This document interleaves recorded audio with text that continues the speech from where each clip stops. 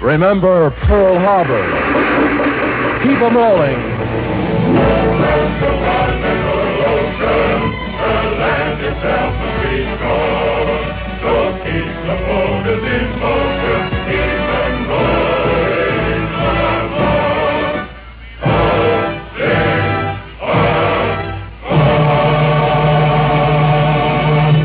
The War Production Board, in cooperation with WOR and Mutual, presents the 23rd in this weekly series of programs of entertainment and information about America's United War effort. Your master of ceremonies is one of the most distinguished figures of the contemporary theater, the well-known author and playwright, George S. Kaufman. For many weeks on this program, we have emphasized the importance of production and more production to put the vital implements of war into the hands of our fighting forces all over the world. Tonight, we dedicate our program to a vastly indispensable branch of those fighting forces, the United States Navy. As our special guest of honor, we have with us Lieutenant Commander Albert F. Rice, USNR, of whom more later. Also here to take part in our dedication to the Navy are such gifted exponents of the free spirit as one of Hollywood's brightest and most popular stars, Myrna Loy. The distinguished star of stage and screen, Otto Kruger.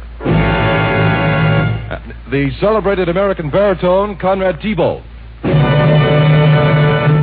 As well as radio's talented young composer-conductor, Morton Gould, who leads his orchestra with chorus in a brisk salute to the aviation cadets of the Navy of today, written by Lieutenant William Neblett of the Naval Air Service.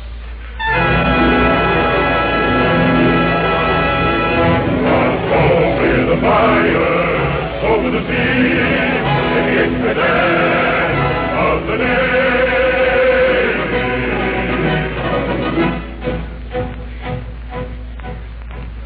Guarding our country's shoreline, our ships from afar. O'er the sea, castles steaming with great men of war.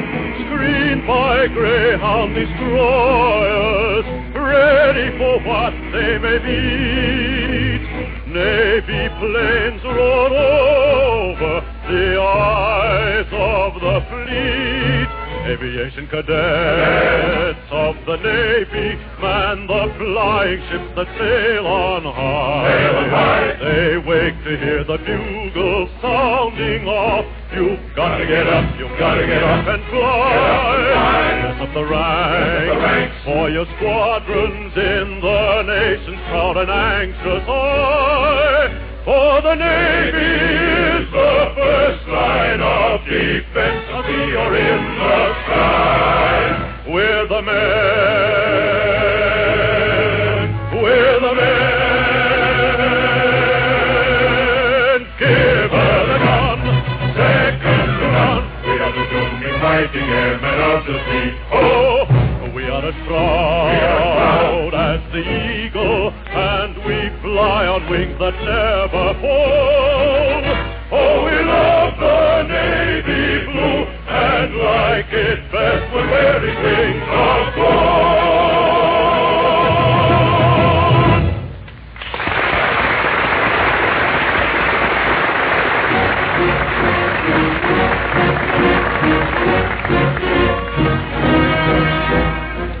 That was the official song of the Naval Aviation Cadets, sung by Conrad Thibault. And now, what about the cadets themselves? How are they chosen? What do they do? How are they helping to win the war?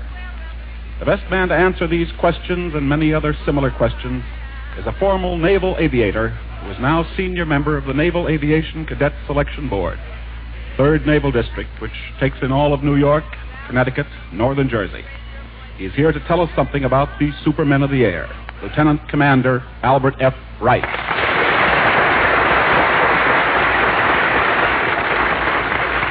Thank you, Mr. Kaufman. But let me say right here and now that Naval Aviation Cadets are not supermen. Possibly not, Commander, but I, for one, would certainly call Jack Newkirk, Lieutenant Edward O'Hare, something that approximates flying supermen. Well, perhaps they turned out to be that, Mr. Kaufman. But when we enroll a cadet, We choose him because he is a normal, healthy American boy who would rather fly than eat. In my opinion, that is one of the two most important requirements: his love for the Navy and his desire to fly. And the other requirements? They're very simple. Applicants should be American citizens between the ages of 19 and 26. Be unmarried, have at least 2 years of college credits. You see, we like to dispel the idea that a great many young men have today, and that is that it is difficult to become an aviation cadet. Well, let us suppose, Commander, that I was between 19 and 26, which I am not, that I had 2 years of college, which I didn't, and that I was a red-blooded young American. Now, how do I go about enlisting? You would report to the nearest Navy recruiting station or substation, where you would present your documentary evidence of education and submit to a preliminary physical examination. Very well, then. Now, with a bit more wishful thinking, I have passed my examination. Where do I go now? First stop, Floyd Bennett Field, for 2 months of elimination flight training, including dual instruction in the air and 12 hours of solo. Well, by that time, I ought to be pretty good. Good enough to be transferred to one of our southern bases for advanced flight training. That's where your real work starts. That's where you really learn how to fly and to fight. And when your training is finished, you will be eligible for the commission of ensign in the Naval Reserve and your Navy wings of gold. And what are my chances, Commander, of successfully completing all this training and not, as they call it, being washed out? Your chances are good. 5 to 1, as a matter of fact. And for this reason, our job at the selection board is to handpick the men, to be as certain as possible they don't wash out. You see, we can't afford to waste $25,000. You mean that it costs $25,000 to train one cadet? Yes, Mr. Kaufman. It's the most expensive scholarship in the world. And without any doubt, it's the best training in the world. And when a cadet gets his wings at Pensacola, he becomes, in effect, a one-man Navy. He takes off from his aircraft carrier in a fighter plane alone. He is his own pilot, his own navigator, his own radio man, his own machine gunner. And when his mission is accomplished, he must find his way back to his ship, which may now be in an entirely different place from where he left it. Then I take it that by the time I have my wings, I'd have become a really expert airman. You certainly would. And you'd have some other very valuable assets, too. Obviously, then, Commander, your advice to all young men is to avail themselves of these advantages now and help their country at the same time. Yes, definitely. Because it is my belief that this war will be won in the air. We've got to turn out the planes, but the Navy needs 30,000 new men this year to fly them. Let's imagine for a moment that this war is a gigantic football game, with civilization as the stake. The airplanes are the line. What we need are 30,000 more triple-threat men this year to carry the ball. You have given us, Commander, an extremely valuable and clear insight into the workings of naval aviation. Thank you, and good night.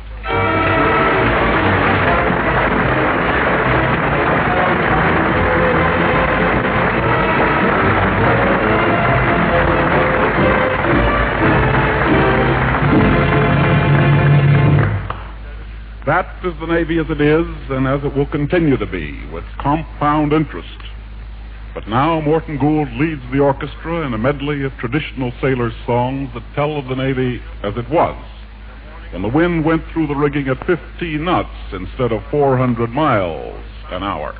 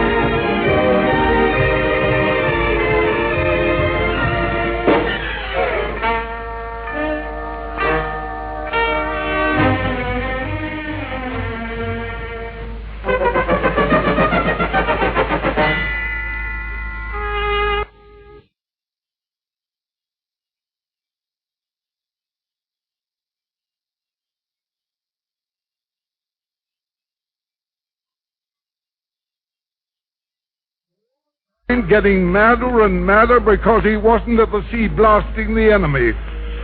Then one winter evening, a blizzard clamps down on New York. Only 2 men would have had the nerve to take a warship past the British blockade in a blizzard. And the other one was Captain Blockade in a blizzard. And the other one was Captain Josiah Peabody. Yes, sir, it was the worst storm. Mr. Hubbard, 9 knots. 9 1/2. Keep an eye for the British patrol. Set the mizzen topsail and jib again. We're clear. Head for the open sea. Well, Sonny, one frigate couldn't fight the entire British Navy. But what that vessel didn't do to the British trade ships... Yeah, but Gramps, where does the girl come in? Now, will you wait, boy? Be patient. One day, a strange man-of-war appears, and Captain Peabody hails her. But she don't pay no attention, and Peabody fires a shot across her bow. The sloop came about then all right, and Captain Peabody came aboard. A sort of fattish officer meets him on deck of a strange sloop. Captain Nicolas Dupont of His Most Christian Majesty's sloop Tigre. Captain Joseph Peabody, United States ship Delaware.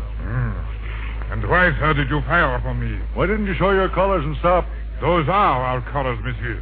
Well, they're not familiar? Sure. It is the flag of His Majesty Louis, King of France, for Navarre. The King of France?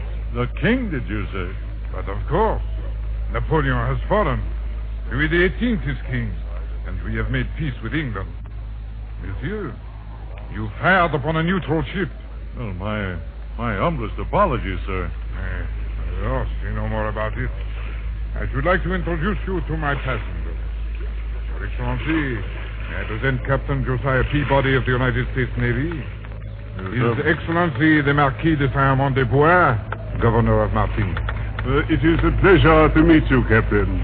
It would be a further pleasure to present you to my daughter, Mademoiselle de Villebois. Captain Peabody. Your servant, ma'am. I hope you're planning to visit us at Fort de France in Martinique.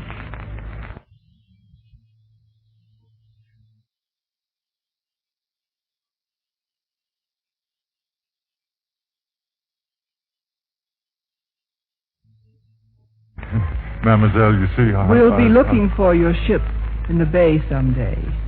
You must promise to visit us.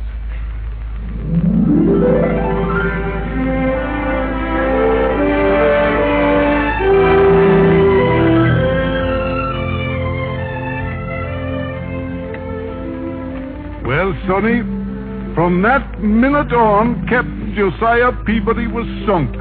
All he could think of in his spare time was a pair of blue eyes and brown curls. Then one day, 3 British warships caught up with the Delaware and chased it very convenient into the bay at Martinique.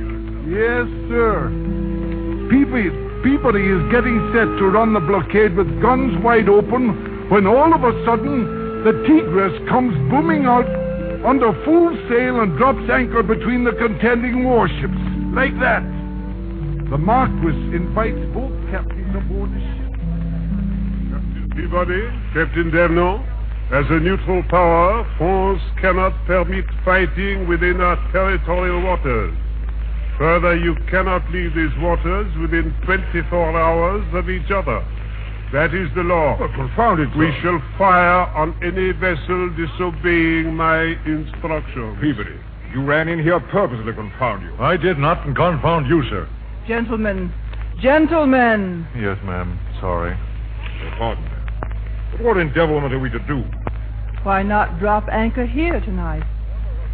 Give us our chance to repay the hospitality we've received in America. Well, and England. Shall we say tonight, Addie? Dancing, Father. Oh, to be sure, dancing. Bring your officers, gentlemen.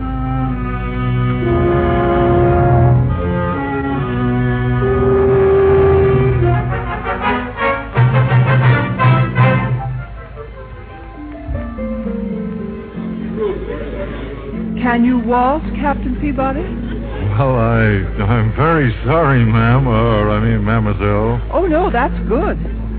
I wanted to go outside anyhow. Lovely night. But not for war. Just think. Your ship might have been at the bottom of the bay by now. Your ship. Why do England and America fight? Reasons. The reasons wouldn't have been strong enough. We'd been prepared. Congress wanted to save money. No navy. We need a fleet. In a world like this, it takes force to prevent force. 12 two-deckers of 72 guns each would have prevented this war. I hope to heaven that America never lets herself be so weak again. Never. Never. So do I. I was born in America, but I've lived in England. And I can see America and England as friends, with great fleets on the oceans. What did you say, Josiah? Ma'am, I was just listening and looking at you. Do you believe what you hear? I believe what I see. Captain Peabody, sir. Your pardon, ma'am. This looks official. I'll go. Good night, Captain. Good night.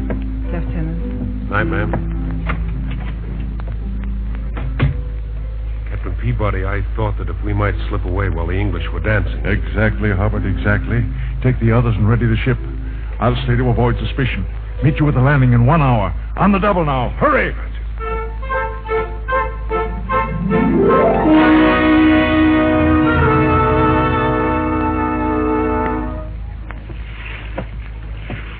Josiah!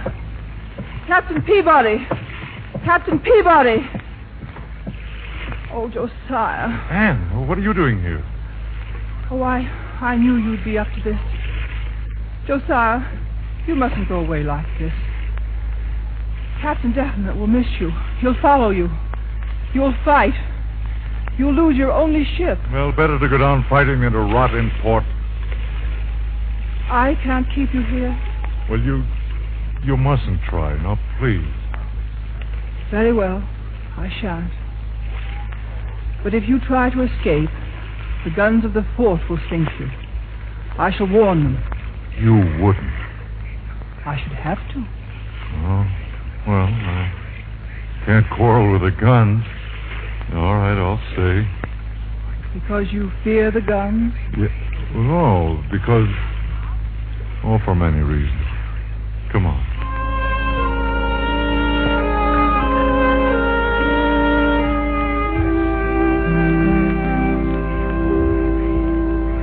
I tell you, Your Excellency, this situation is ridiculous and impossible. When can we leave here? I cannot stop your leaving here, but I can and will stop your leaving within 24 hours of each other. But you realize, Your Excellency, that while my 3 ships lie idle, pirates are looting and plundering all over the West Indies.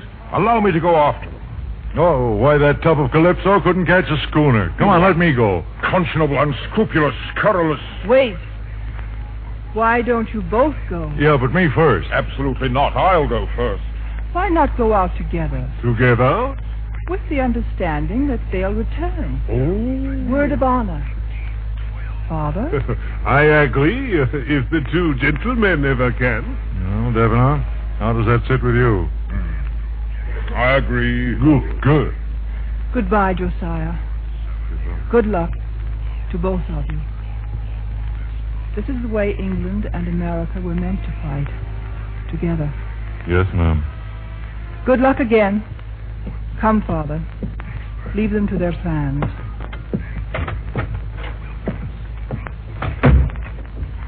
Well, sir? Well, no one said anything about what we might decide to do once we get outside of French waters, did they? No, sir, they did not. Good.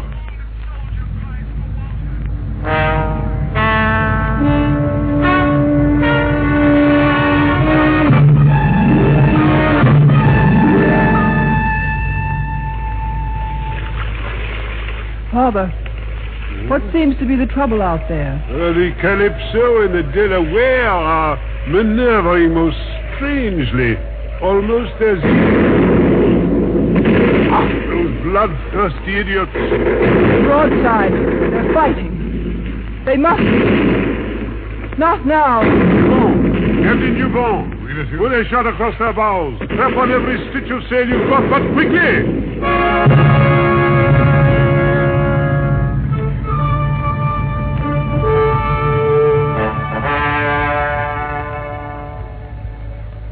You had no right to come between our vessels, sir. This was strictly a gentleman's quarrel, Your Excellency. Gentlemen, indeed. Pack of barbarians. You evaded the spirit of our agreement. War, sir, is war. Except for one very important consideration, Captain Josiah Peabody of the Delaware. There is no war. What? No war? A dispatch boat arrived just after you left. America and England have made peace. Peace? There are other things now for great peoples to do besides fight each other. The seas are full of pirates. For the good of all men, fight them, and fight them together. What's this? What are they firing for? I raise signal flags to your ships. They know the war is over. They're saluting each other. The Delaware and the Calypso. America and England.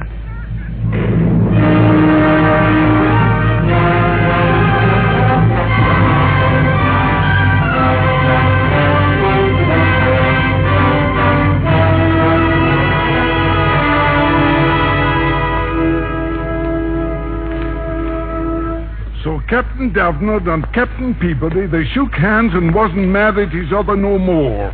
Well, is that all there is to the story? Heck no, Anne and Josiah, they got married and lived happily ever after. Don't they always? Huh. You needn't wrinkle your little nose either. Weren't for them, you wouldn't be here at all. But, Gramps, if that was the War of 1812, how could you be in the War of 1812? Come on now, you mustn't doubt your grandpa's word. Get to bed. Get to bed.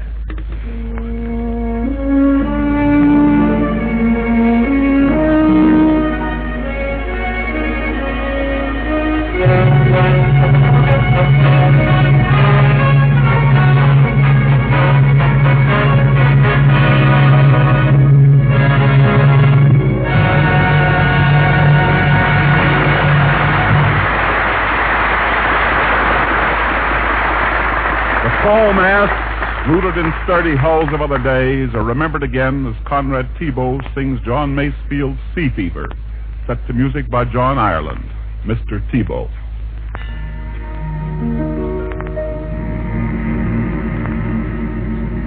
I must go down to the seas again, to the lonely sea and the sky. And all I ask is a tall ship and a star to steer her by. And the wheels kick and the wind strong, and the white sails shaking, and a gray mist on the sea's face, and a gray dawn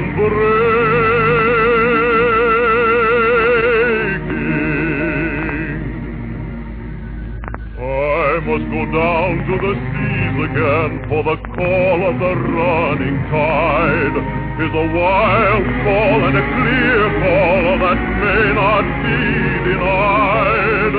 And all I ask is a windy day with the white clouds flying, and the flung spray and the blown spume, and the seagulls crying.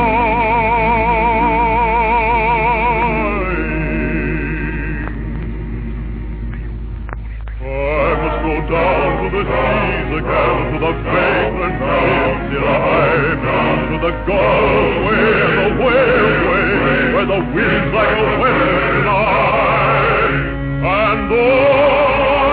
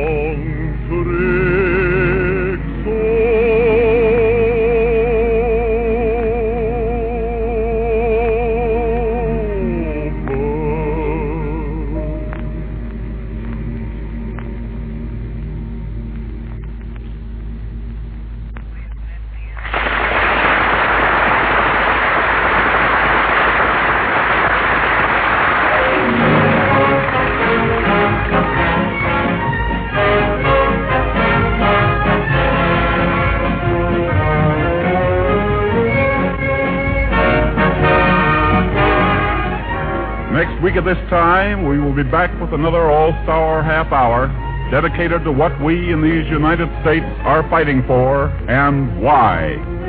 Until then, this is George S. Kaufman reminding you to remember Pearl Harbor, and now, more than ever before, to keep 'em rolling.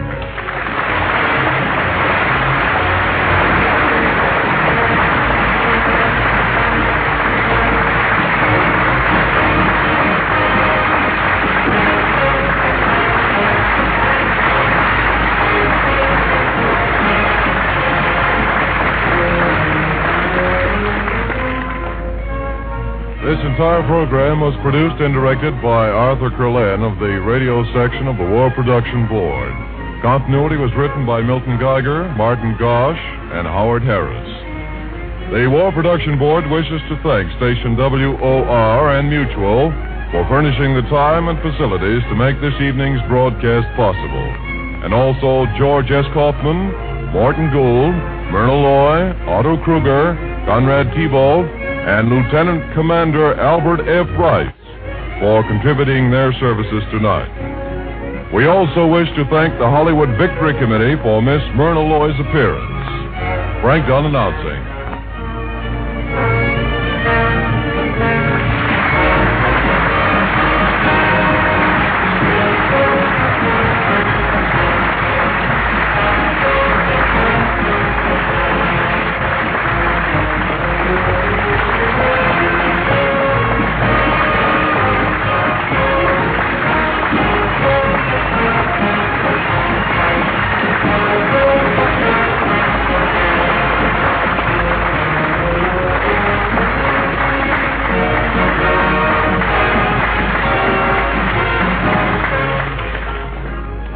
This is the Mutual Broadcasting System.